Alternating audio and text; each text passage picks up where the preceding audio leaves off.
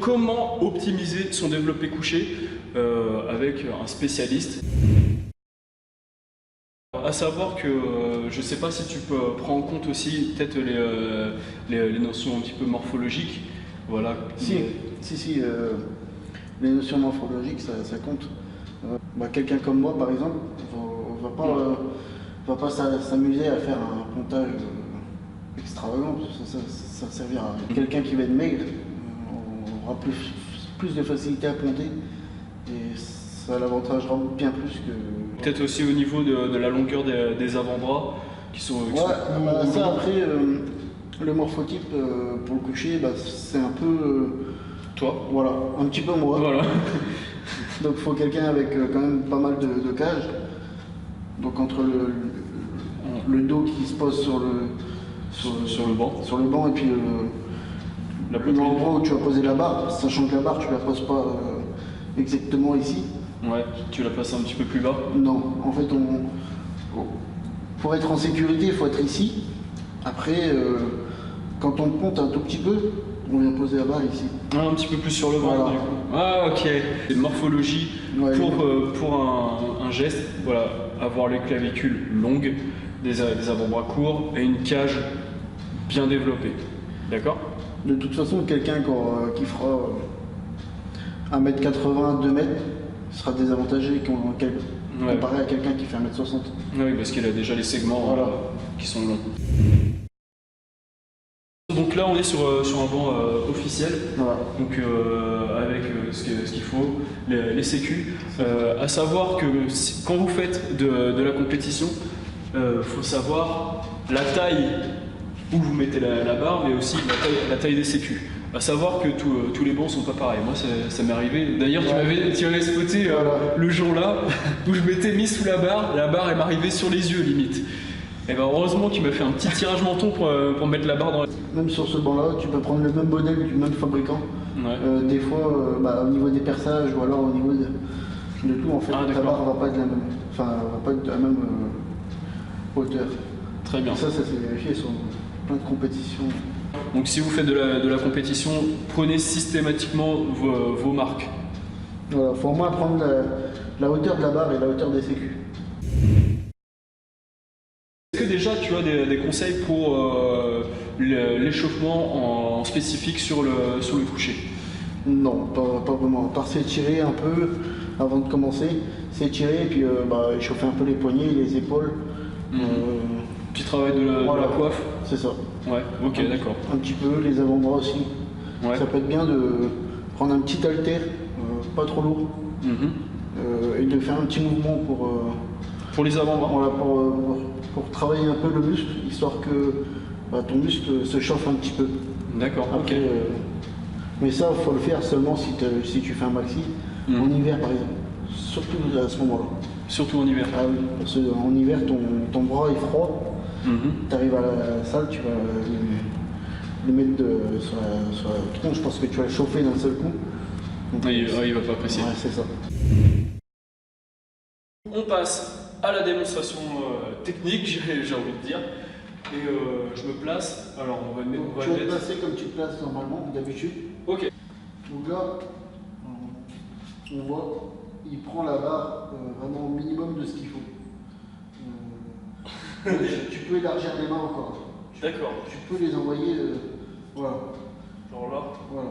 En fait, ton dernier doigt, là ici. L'index. Voilà, doit être sans le trait. Ok, d'accord. Donc je vais poser. Et là, tu vois, t'es même un peu trop par là. Il faudrait reculer un peu. Ah, faut que je recule encore du banc. Genre plus en arrière. Voilà. Ouais, c'est vrai qu'on est un petit peu mieux. Au niveau des jambes aussi. Donc là, tu vas resserrer un peu les jambes au niveau du banc. Ok. Ça te donnerait une meilleure poussée vers l'arrière. Quand tu vas prendre ta barre, donc vas-y, prends ta barre. Donc là, tu vas descendre comme ça. Donc là, tu vas les reposer ici. Et ton mouvement va te pousser vers l'arrière pour arriver au-dessus de ta tête. On va te dire de racler, donc de reposer la barre. Ton boulot sera déjà quasiment fait. Ok, donc du coup, là, tu fais hop. Voilà, c'est un mouvement qui est à partir de l'avant vers l'arrière. Pour être à l'aise, tu peux écarter les pieds, mais tu auras une moins bonne poussée au niveau des jambes. Le pontage, pour qui et comment? Ça peut être pour tout le monde. Hein. Pour tout le monde? Ça peut être pour tout le monde. Ok. Ça peut être pour monsieur tout le monde qui vient faire du coucher pour s'amuser. Mais ça peut être pour un expert Également qui veut progresser à tout prix en coucher. Mais pour quelqu'un qui veut juste s'entretenir, ça n'a pas tellement d'effet. Ok. Ouais, c'est plus destiné à des gens qui veulent faire de la compétition. Plus pour de la performance. Plus pour gagner en performance que comme en pontant, tu vas éliminer donc, de la trajectoire avec la barre. Du coup, tu as moins.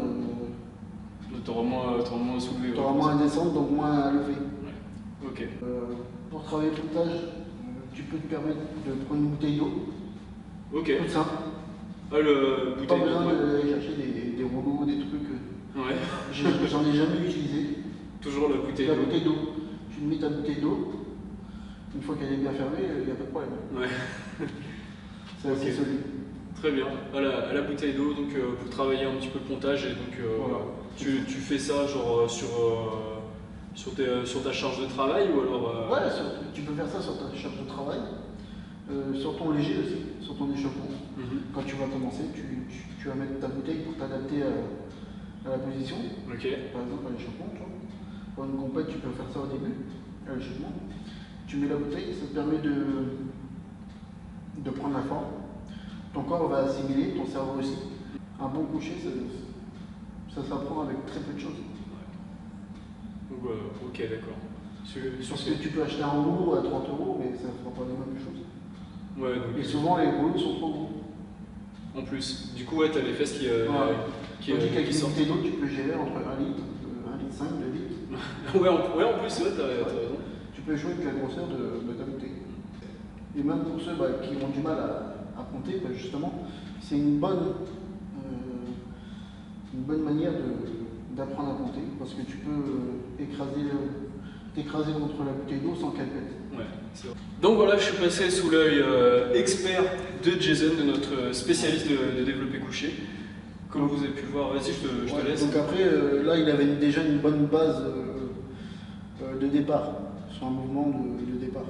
Tu avais déjà une bonne base, c'est juste des petits trucs à améliorer pour après, si tu veux faire des compètes et soulever de plus en plus. Faire toujours ça en sécurité, être toujours C'est accompagné.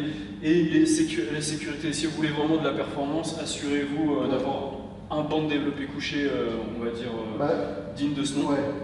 Pour vraiment faire des belles perfs, un banc de coucher homologué avec des sécurités et une barre de bonne qualité, on va dire, parce que t'en as qui font leur barre eux-mêmes. Ouais. Voilà, t'achètes une barre Decathlon, c'est pas le top. Donc une barre olympique et puis un bon banc de coucher, puis là en général t'es bien parti. Ouais. Ou alors ceux qui n'ont pas vraiment la chance d'avoir un banc olympique, faites ça dans la cage à squat, vous descendez les sécurités, ça peut être une bonne idée. Vous êtes en sécurité. Ouais, ça peut être pas mal. Ok. Merci à toi encore une fois, Jason. N'oubliez pas, il y a les 2 vidéos, donc son interview et la vidéo d'entraînement Browser Reflex qui sont ou qui vont être à venir sur la chaîne. D'ici là, portez-vous bien et à très vite pour une prochaine vidéo.